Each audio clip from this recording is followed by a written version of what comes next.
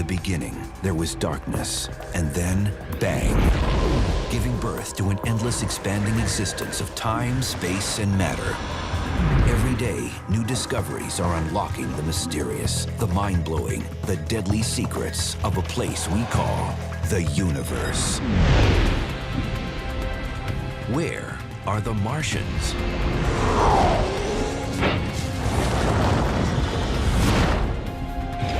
On the red planet's poison-packed surface? Or in newly found sources of water? Did Martian life survive an apocalyptic attack? Are Martians microbial or monstrous?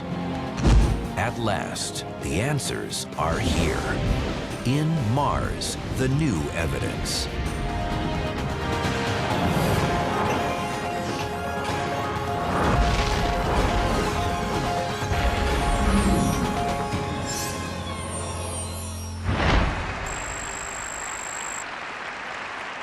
I believe we can send humans to orbit Mars and return them safely to Earth. And a landing on Mars will follow. When we land on Mars, there may be billions of Martians waiting for us.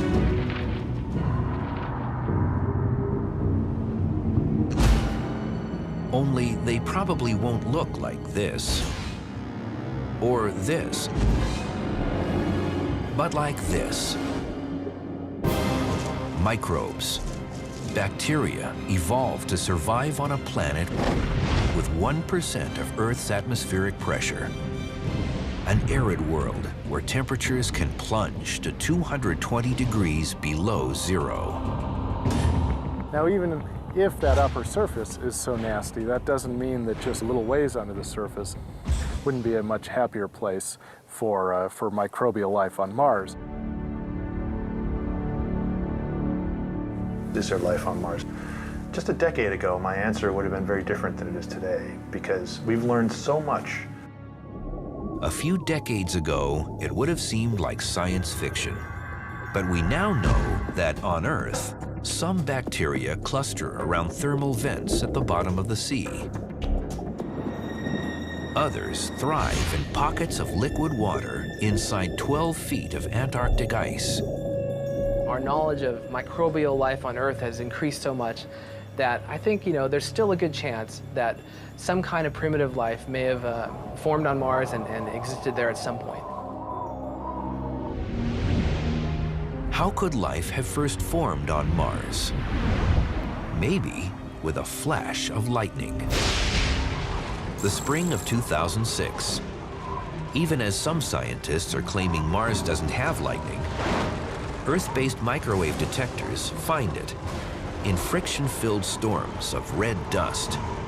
But it's not lightning like we know it, associated with rainstorms. It doesn't rain on Mars. It's what's called dry lightning. And this dry lightning, or static electricity, could have been the trigger for Martian life. Once you have lightning, you've got a new source of energy that can affect your chemistry and alter things in the atmosphere, even on the surface at some level. A famous experiment seeking to replicate the creation of life on Earth ran an electric current through a mix of water and common gases, creating a soup containing organic compounds and the building blocks of life, amino acids. By hitting things with electrical discharges, you can not necessarily generate life, but maybe make the preconditions for life. But did dry lightning help jumpstart life on Mars? Or did it kill the chance for any life at all? Lightning on Mars could create things like hydrogen peroxide, which could then lead to other chemicals that would destroy organic material and sterilize the surface. Life-giving jumper cable or fatal electric chair? The jury is still out on what dust storm lightning has done to Mars. But what always happens with Mars is about the time we think we understand it, we discover new things that make us realize we still have a lot of mysteries to solve. So how do you find bacteria, too small to be seen, living under the surface of a planet 48 million miles away? The life that's most likely to be prolific, the life that you'd find the most number of organisms, if they did exist, is the one that's hardest to find of all. Like climbers, scientists look for life on Mars by making connections, linking this observation to that deduction, hoping the evidence leads in the right direction. And if the facts aren't there, you start over. It's hard to look for life, so the mission designers have said, well, let's first figure out if there are habitable places, if there are places that would be friendly to life. And the key element for life as we know it is water. On Earth, liquid water is required for life. Even if it's a small pocket in the heart of a glacier, you still need the fluid nature of water for the processes of life to take place. According to early space probe photos, Mars was just a dead red rock. Its thin atmosphere was mostly carbon dioxide. And so it seemed were the polar ice caps. You know, in the 70s, we might have expected that there was no possible water or life on Mars. The picture is much different today. In the 21st century, more advanced space probes have revealed that a lot of the earlier information was wrong. It turns out there's about 100 times as much H2O in Mars' polar ice caps as in all 5 of North America's Great Lakes. So even in the polar caps today, there's probably enough water to cover the surface, about 20 or 30 feet deep. But it's really not about whether we think there's water on Mars, but whether there's liquid water on Mars. That's the key question, because even microbial life could not have evolved on Mars unless there was liquid water early in the planet's history. In order to find liquid water on Mars, we actually look in a whole variety of ways. From 1997 through 2006, NASA's Mars Global Surveyor searches for water-based minerals using a highly sensitive spectrometer. Every chemical element has a particular signature associated with it, a sort of fingerprint. And when light interacts with it, it re-emits that light in a very specific way that's characteristic to that given element. And so that's telling you what things are made of by just looking at the light they emit. It's similar to the way the human ear can pick out specific vibrations. Some notes boom out. Other notes are not so loud. In much the same way, spectroscopists are interested in selecting out those particular lines. The Surveyor spacecraft hit spectrographic pay dirt. Hematite, a combination of iron and oxygen. Hematite shows that ancient Mars could have had flowing water because the mineral is also found on Earth in environments that once interacted with liquid water. These round rocks from Utah, they formed in a sandstone by fluid water flowing inside the pores of the rock and moving iron around so that the iron actually cements together these little spheres. And the ones on Mars are quite a bit smaller than these, but they're thought to form the same way. The Surveyor's mission is over, but today 5 probes are taking pictures and measurements of Mars. Europe's Mars Express circumnavigates the equator. NASA's Mars Odyssey and the more recent Mars Reconnaissance Orbiter, or MRO, soar over the poles. Meanwhile, 2 robot rovers explore the surface, seeking evidence of ancient water in the rocks. Spirit is in a very hilly, rocky, dusty, rugged kind of place. It's very sort of reddish and bright when you see the pictures from that rover. opportunity on the other side of the planet is in a very flat place, darker, more kind of a chocolatey brown color than a reddish color. In the spring of 2008, the 5 probes are joined by a 6th.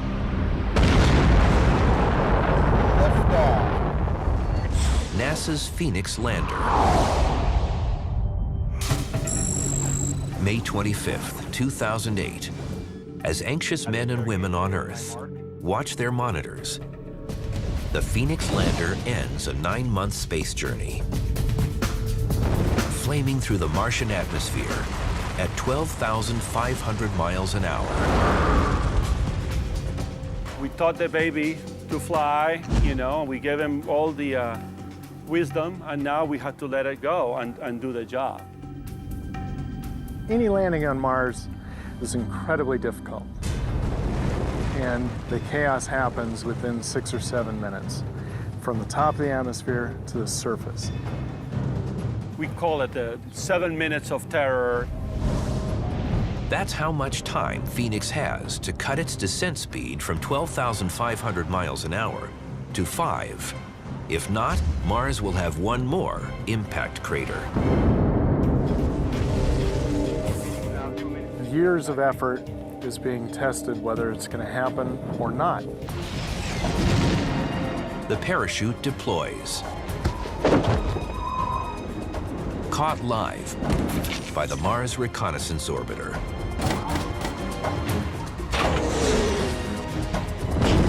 Thrusters slow the plummet for a near-perfect landing near Mars' North Pole. Touchdown signal detected.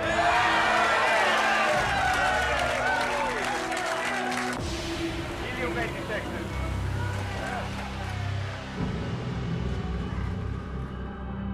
Phoenix will search for frozen water under the surface. But has it already found more than was expected? A photograph of one of the lander legs seems to show something that should not be there. There is new evidence that Mars could once have supported life. Mineral deposits show that water once flowed on the surface. NASA scientists look for evidence of water wherever they can find it on Mars. But in the spring of 2008, they may have found it in an unexpected place. The Phoenix lander, newly arrived near Mars' North Pole, has something strange on one of its legs. Some colleagues think that those are water droplets forming in that environment, which is a little curious because it's very cold. It's not at all obvious that water should be stable there, but it could be really salty, could be briny, and so it has a lower melting point. That's possible. I don't know what the blob of water on the Phoenix lander leg was, or the thing that looked like that. Scientists are split, and internet blogs run wild with speculation. But in the end, it's all speculation.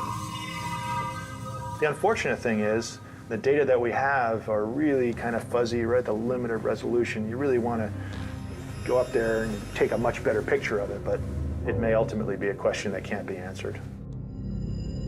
Although the droplets on its leg remain a mystery to this day, when Phoenix's robot arm digs 2 inches under the Martian surface, it confirms a prediction. As it hits hard, icy soil containing frozen water, Mars Odyssey predicted that Phoenix would land on an icy soil with a little bit of dust on top. Phoenix went, touched it. We got another key part of planetary science, which is getting ground truth. While the Phoenix team expected water ice, they're surprised by something else the lander's laser detects in the Martian sky. Snow. Not carbon dioxide snow, but water crystals, as on Earth. It snows on Mars, which is indeed cool. Phoenix saw it first dissipating high in the atmosphere and eventually actually falling to the surface, and then sublimating and going back to a gas when the sun came back up. It really is one of the first times we're really seeing the surface atmosphere water cycle. In this case, gas to solid, solid back to gas. Meanwhile, roving robots explore near the equator. Spirit and Opportunity use high-resolution imaging and spectroscopy to find evidence of minerals and landforms shaped by water in Mars' ancient past. Day in the life of a Mars rover starts as the sun rises and illuminates the solar panels, and that wakes up the rover. The radio commands are sent from the Earth to tell it what to do. This time, drive 10 meters forward, and then stop and turn 20 degrees, and then take a panorama with these color filters looking off in that direction. Near the end of the day, one of the NASA orbiters, like the Mars Odyssey orbiter or the Mars Reconnaissance orbiter, is passing overhead, and we know when that's going to happen. The rover will transmit data from that day up to that orbiter, and then that orbiter relays it back to the Earth. And while it's sleeping, we've got those pictures that it just sent back and other data, and now we're trying to figure out what happened. Did it do what we were expecting it to do? Did it do something unexpected? Is it in some dangerous situation? In early 2008, signals from Spirit indicate trouble. Its right front wheel jams. When the Phoenix team tries driving the rover in reverse, the dragging wheel gouges several inches into the soil and hits silica. On our own planet, where do we find silica? Well, hydrothermal environments. Maybe that's what we're seeing on this other world as well. So a lot of the excitement about silica is because of that connection to our own planet.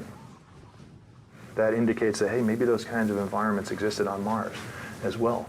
In fact, the Spirit rover may be parked at one right now, right next to it, what may have been an ancient Yellowstone-like hotspot. It's a classic accidental discovery and raises the question, could Mars have current underground thermal activity? Is Mars still hot in its interior? It certainly is. There's no way that Mars has completely cooled off all the heat of its accretion, all the heat of its formation. Some of it is still there, plus heat from radioactive elements. There's definitely sufficient heat inside of Mars to make hot fluids percolate, but there is that possibility where you might find liquid water at some depth in the crust, yes. In Yellowstone and at hot springs all over Earth, many different species of bacteria feed and grow in the gas and mineral-rich waters. Could hidden hot springs be breeding grounds for life on Mars? We would love to send electromagnetic sounding instruments to the planet because they could actually tell us whether there is liquid in the crust at some depth. That would be fantastic, then we'd know. While the Spirit team wonders about Mars' underground mysteries, the Phoenix team finds another surprise on the surface. 2% of the soil around the Phoenix lander is composed of perchlorates, combinations of chlorine and oxygen. The discovery of perchlorates on Mars has been fairly controversial because on Earth it's a very toxic substance. On Earth, perchlorates are used as propellants in fireworks and rockets. This was a surprise. This was a discovery. Why is it even there? How is it forming? The question of perchlorates is a really good question, and there's no definitive answer. Perchlorates do occur naturally in places like Chile's Atacama Desert, as ultraviolet radiation from the sun transforms chlorine and oxygen. And on Mars, many of the same kinds of chemical reactions might be happening on the surface. We don't understand the details of even on the Earth, let alone on Mars. The other challenge with perchlorates is they affect some of the experiments that people use to look for organics, for carbon-based molecules like you might find in life. Some scientists are now reconsidering the famous 1976 experiments by the Viking lander. When Viking went to the surface in 1976, they found no evidence whatsoever of organics. One of the recent theories that's being bandied about is that if you did have perchlorates in the soil, that those might have actually broken down the organics in the same process you were using to try to detect them as you heated the soil up. Perchlorates may have destroyed organic materials in the Viking experiment. And on Earth, they're a key poison in many chemical runoffs. But perchlorates are also power sources for certain bacteria. Bacteria actually used to eat toxic wastes. And in terms of life, it's a good news, bad news thing. While microbes might feed on the toxic soil, it could be deadly for humans on Mars. We don't know how that perchlorate compound might be changing the surface. The surface might be in some kind of a superoxidated state that could ultimately prove to be, for example, corrosive to astronaut suits. One thing is certain. After 5 months of exploration, Phoenix's mission is threatened by a dust storm sweeping across the Martian plains, burying everything in its path. In a storm so fierce, the Phoenix lander is doomed. When NASA's Phoenix lander digs into frozen water on Mars, it finds new evidence that the red planet could once have harbored life. But in the autumn of 2008, Phoenix's own life is about to end. On Mars, the wind comes along and whips up the dust, which is very, very fine-grained, like flour, extremely fine-grained material, whips it up into the atmosphere, and it slowly settles out, blanketing everything. Red dust coats the solar panels of the Phoenix lander. Sunlight, its only source of power, can't get through. The Phoenix lander has to spend a lot of time recharging its batteries because we know that it's going to get very cold at night and it's going to have to run those heaters at night to stay alive. On November 2nd, 2008, Phoenix shuts down for the last time. As the Martian winter deepens, frozen carbon dioxide piles up and imprisons the probe in a tomb of dry ice. But Phoenix's data continues to be analyzed. Going to Mars and taking measurements on the surface, getting detailed data about the history of Mars and Mars chemistry of the surface was an essential piece to determining for sure that water existed on Mars. Water is essential to life. But according to the latest evidence, it's only one of many forces that shaped Mars. You can kind of break down our thinking of Mars now into maybe like 4 quarters of a football game. The first quarter, from about 4.6 to 3.2 billion years ago, is action-packed. Mars forms along with the other planets as swirling gas and debris combine and cool into a rocky world. Then, Mars is bombarded and scarred by meteoroids. There was a lot of cratering going on, and then towards the end of that period, there was a lot of geologic features that suggest that there was water flowing on the surface. That new evidence includes this series of ridges, photographed in 2009 by NASA's Mars Reconnaissance Orbiter. It's the first definitive lakeshore discovered on Mars. The remains of a lake the size of North America's Lake Champlain. Every piece of evidence about the presence and the history of water on Mars is so important to determining whether we might be alone in the universe. Some scientists even say that 3.5 billion years ago, an ocean the size of the Atlantic covered 1/3 of Mars. Maybe with enough time and enough water, life formed on Mars as well. As the first quarter of Mars history ends, the second starts with a bang. As volcanoes reshape the planet. There was significant volcanic activity. Olympus Mons is the biggest volcano in the solar system. So we know there were big volcanoes in the past. Mars is blanketed with black volcanic basalt, like the basalt found around Hawaiian volcanoes.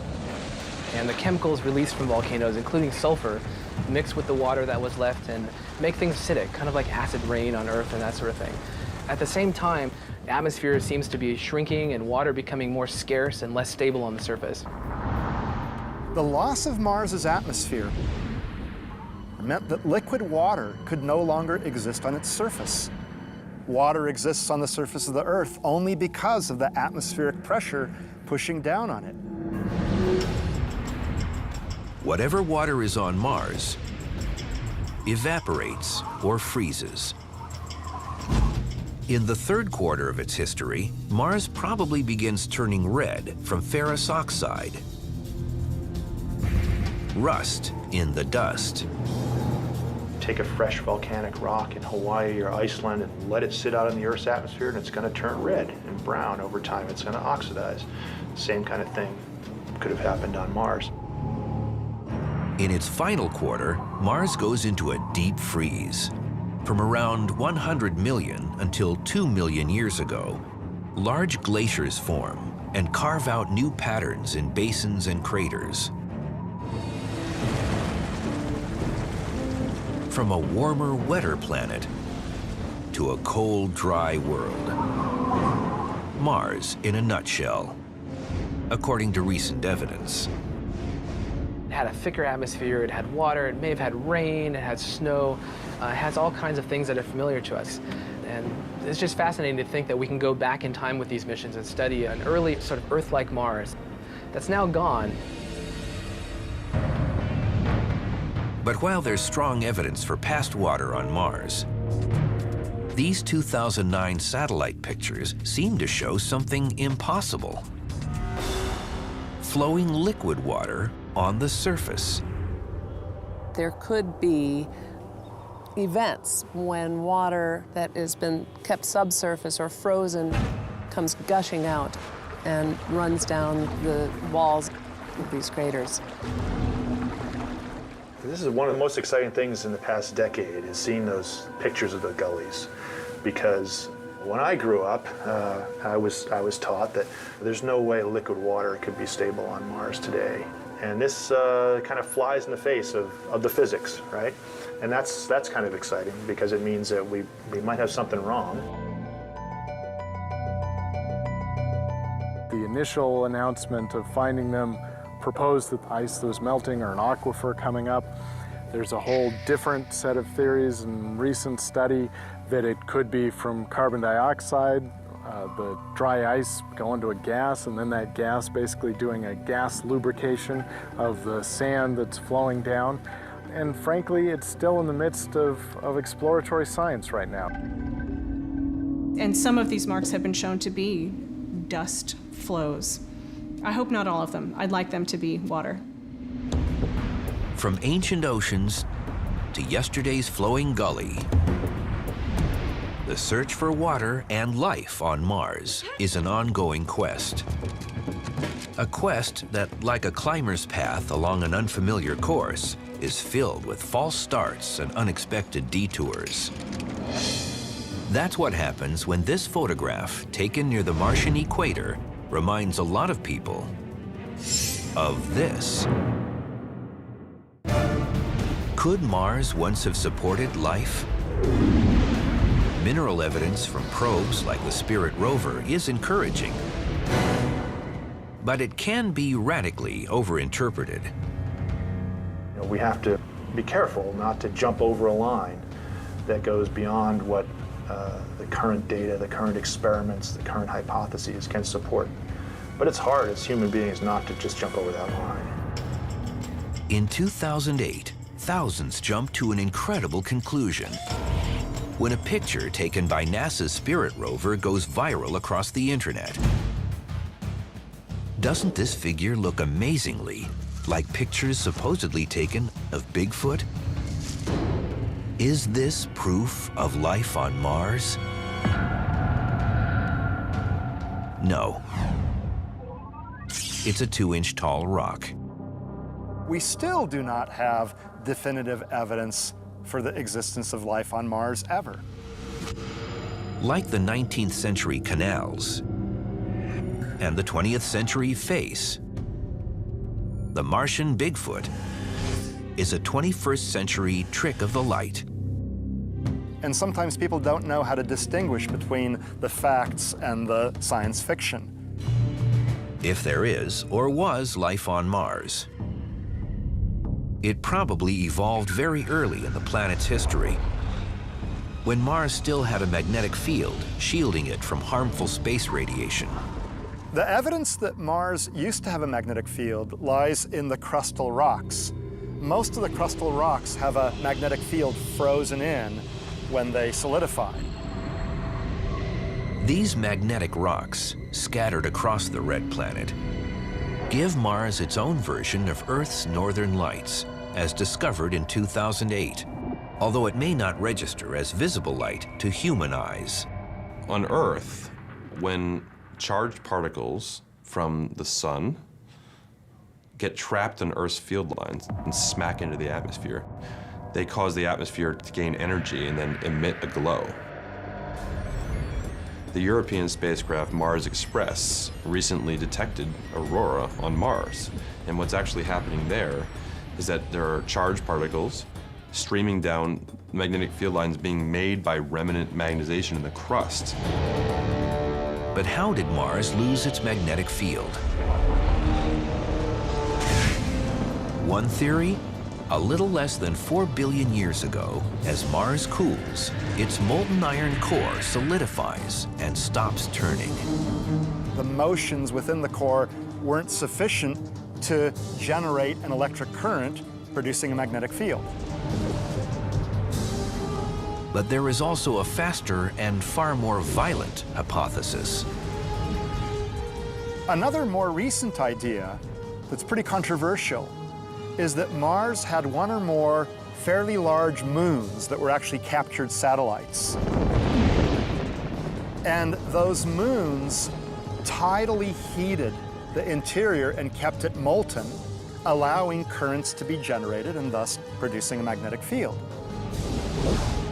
Now, if a 500 million years after Mars's formation, those moons crashed into the planet, that could have destroyed the magnetic field. For most scientists, the pieces of the impact theory don't fit. Could satellites large enough to do such damage lose enough inertial energy to be captured in the first place? This idea that Mars had moons that crashed into it within the first 500 million years is pretty unlikely, but it's not completely impossible. Questions about Mars' magnetic field and the search for life intersect here. In the Martian meteorite ALH 84001. In 1996, some scientists say it contains fossilized Martian microbes.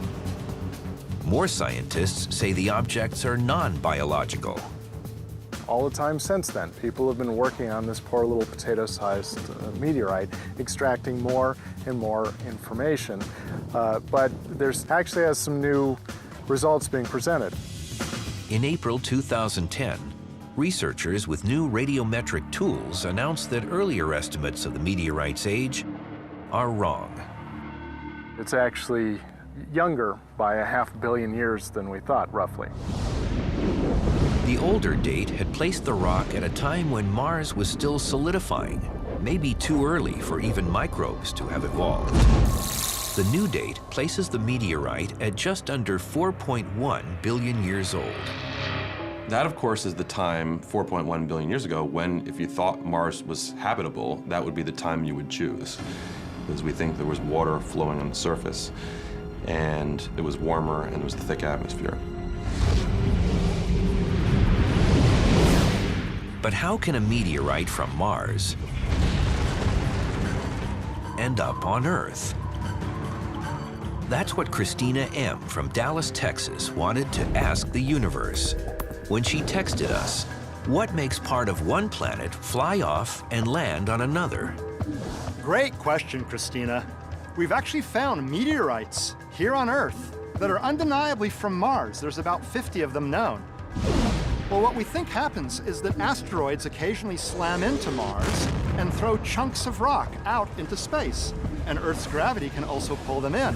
So they land here, and we find them, and in this way we can actually study pieces of Mars here on Earth. In 2010, NASA announces that more advanced electron microscopy of ALH 84001 reveals new details of iron oxide crystals called magnetite, a mineral within its own magnetic field that on Earth can be created by certain ocean-dwelling bacteria. Bacteria here on Earth have figured out how to grow magnetite crystals in their own bodies that help them to orient to the Earth's magnetic field in order to help them swim in the ocean and orient while feeding. Are the crystals in ALH 84001 fossilized magnetite created by Martian bacteria to help them hunt and feed in an ancient ocean when Mars still had its magnetic field more than 4 billion years ago? If they are fossils, of course, they'd indicate that early Mars had a fairly sophisticated life. That's still being batted about, and bottom line is there's still a heck of a lot of scientific work being done and a lot of debate about Mars meteorites and whether there's any evidence of past life in those. But the latest and most compelling evidence of Martian life isn't in an ancient meteorite, but on Mars today, even though this new evidence is invisible. For years, scientists looking for life on Mars have followed the water, but there may be something to follow that's even more dramatic. Between 1999 and 2009, spectrographic observations of Mars detect a combination of carbon and hydrogen called methane gas. The discovery of methane on Mars, in Mars' atmosphere, was a real surprise to people. Plumes of the gas seem to be coming from a few hotspots during the Martian summer. The trouble is, there shouldn't be any methane on Mars. On Mars, even just the presence of methane is a little bit mysterious because it breaks down. On Earth, the unstable methane molecule disintegrates after about 300 years. But on Mars, high doses of ultraviolet radiation and perhaps the newly discovered dry lightning in the thin, dusty Martian atmosphere break the methane down in just a few months. And so if you see it there, it means there must be something resupplying it. Even though it's being broken down, it's getting resupplied. Where's the Martian methane coming from? On Earth, volcanoes produce vast amounts of methane. But even though Mars has Olympus Mons, the largest volcano in the solar system, it hasn't erupted for millions of years. So what are the other choices? Methane can be produced underground when basaltic rock gets turned into a mineral called serpentine, and that releases methane, and that methane could seep up through the ground and come out in the atmosphere. But this process requires hot liquid water, which hasn't yet been found on or within Mars. Could be volcanoes, which we don't know to be active on Mars, so that would be interesting. Could be some subsurface chemistry with liquid water, which we don't know to be on Mars, so it would be interesting. Or it could be due to biology. On Earth, 90% of methane comes from bacteria in animals and plants. Is the Martian methane coming from underground colonies of bacteria? The discovery of methane on Mars led to headlines of us having definitively found evidence for life on Mars. And entire chat rooms were set up to discuss these various creatures. But in fact, though the discovery of methane is interesting, it doesn't mean that we've found creatures wandering around on Mars. Maybe it is life. It's an arrow to something, and maybe the thing at the end of the arrow is life. The search for the source of Martian methane has become a priority for explorers. and is on the mission list for the next rover to be sent to Mars. So we're looking at a so-called test bed version of the Mars Science Laboratory rover. And the Mars Science Laboratory, when it gets down to the surface, will measure methane. So we'll know the answer once that rover gets down there. The Mars Science Laboratory, dubbed Curiosity, will launch in the fall of 2011 and land in 2012. It's the size of a small car and will use an amazing new landing technique, the sky crane. At about 60 feet above the ground, the rover is separated from the descent stage and lowered on a line, which we call the bridle, and slowly lowered to the ground and lowered to the ground. When the rover's wheels touch down on the ground, the descent stage detects that, it cuts those lines, and then it flies away and it crashes safely far away, and the rover is on the ground on its wheels, ready to go do its job. The high-frequency radar, essential to the sky crane landing, is mounted to a helicopter and taken for a test drive at California's Edwards Air Force Base. When you're coming down on Mars, we do a bunch of simulations and analysis to go ahead and give us bounds of what we expect to see in terms of descent angles, in terms of attitude rates on the parachute. During the entry, descent, and landing, the radar tells us where the ground is and how fast we're going. That information is used by the control system to control the thrusters to make sure we touch down at a nice gentle speed. We test little pieces here and little pieces there. So the first time that we tested for real is on Mars. The key objective of the Mars Science Laboratory is to search for signs of ancient habitats. And so the rover will rove up to areas that had been soaked in water in the past and may have trapped organics. So if we find those kind of layers, we can go up to that kind of a rock and we can drill into it and take the material from inside the rock and tell with a lot of precision what the rock is composed of and whether there's organics in there. The Mars Science Laboratory will be one more link in a chain of exploration to understand that bright red dot in the dark night sky. Put together all the new evidence, and it adds up to the need for more evidence. We don't know how the magnetic field was lost.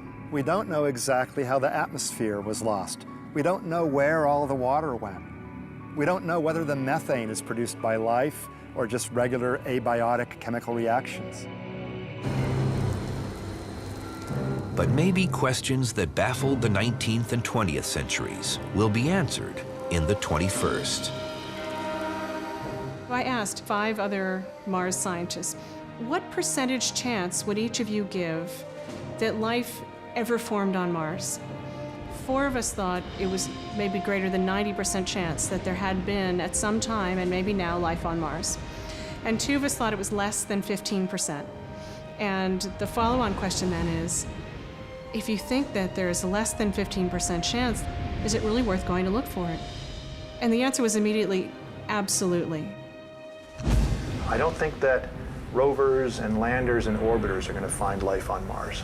My personal opinion, I think it's going to take people. I think there will come a day when people go to Mars, digging and drilling and thinking and just going with context and gut feel and putting the pieces of a very complicated puzzle together. I'm optimistic they're going to find evidence of past or present life.